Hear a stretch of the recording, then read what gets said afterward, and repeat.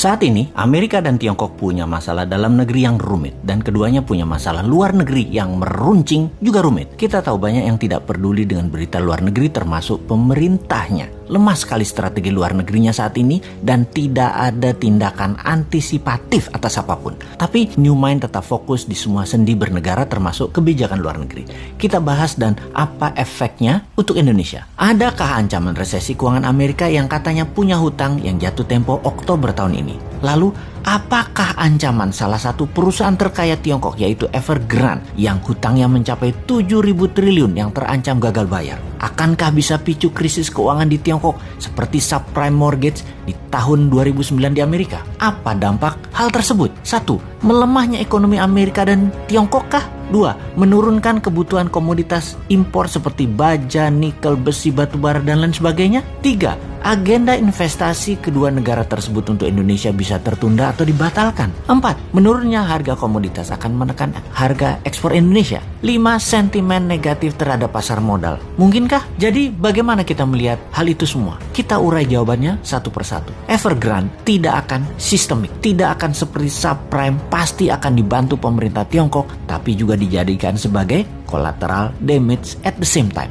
Tesis common prosperity atau sosialisme garis keras akan berlanjut dengan beberapa penyesuaian atas beberapa tesis yang tidak nyambung dengan tujuan jangka panjang Tiongkok. Salah satunya kripto yang sudah mulai dilarang di Tiongkok selain mengambil sebagian kekayaan orang kaya di Tiongkok. Capital flight sudah dan akan terus terjadi dari Tiongkok dan Hong Kong. Beneficiary-nya atau yang diuntungkan justru Singapura dan Malaysia. Ini yang di Asia Tenggara, bukan Indonesia. Di Singapura sudah sulit saat ini untuk cari Rolls Royce dan properti lux karena sudah diborong oleh orang Tiongkok dan orang Hong Kong yang hijrah. Mereka juga sudah banyak yang mendaftar untuk jadi PR atau permanent resident dan warga negara Singapura. Jadi kita detailkan untuk menjawab pertanyaan. Nomor 1, Tiongkok akan mengalami koreksi ekonominya karena konsumsi domestik Tiongkok akan melemah. Sementara Amerika tidak akan melemah karena konsumsi domestik di Amerika masih robust. Bahkan Bank Sentral sudah mengisyaratkan akan melakukan tapering atau pengurangan QE karena ada kecenderungan untuk inflasi. Sebentar, sahabat perlu dijelaskan apa itu robust dan apa itu tapering. Kayaknya nggak usah ya, pasti sudah paham. Kalau buzzer pasti nggak paham. Buzzer mah diemin aja. Nomor 2, komoditas baru akan turun setelah 6 bulan karena lag effect di Tiongkok. Nah, pasti nanya lagi nih, lag effect itu apa? Sahabat, memang jarang masyarakat umum memahami istilah keuangan karena bernegaranya dibuat oleh para pejabatnya hanya fokus di politik. Kasian rakyat ini jadi bego urusan ekonomi, taunya paling pol dagang doang karena perilaku bernegara pejabatnya. Tapi tenang, rakyat tidak paham tidak apa-apa, tapi pejabat yang berkuasa ternyata juga tidak paham seperti kali ini. Itu memalukan. Jadi apa itu lag effect? Oke, saya terjemahkan pelajaran kampus aja artinya. Bahasa Indonesia cari dewe ya. Oke, lag effect is the potential ineffectiveness in fiscal policy due to the time it takes to recognize an issue. Dah, itu aja artinya.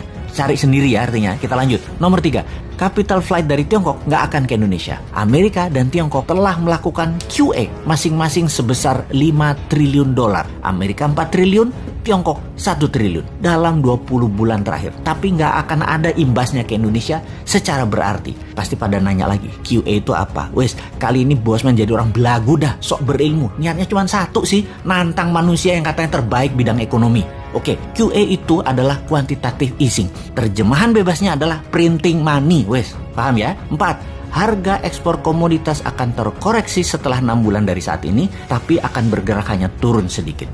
5. Pasar modal akan terkoreksi sedikit tapi akan terbang kembali. Dikarenakan uang beredar di Amerika, di Uni Eropa, di Jepang, di Tiongkok masih masif. Rasio M2 terhadap GDP masih jauh di atas 100%. Jumlah M2 masih di atas US dollar 100 triliun. Ini akan terus mempengaruhi pasar modal secara positif dan kebanyakan akan dialokasikan di tesis-tesis abad ke-21 seperti teknologi, nanoteknologi, AI atau artificial intelligence, bioteknologi, robotik, dan spaceship dan lain sebagainya. Tidak akan invest di Indonesia kecuali nyedot sumber daya alam seperti sekarang yang rakyatnya nggak dapat apa-apa, negaranya nggak dapat apa-apa, pejabatnya dapat dong, masa tidak?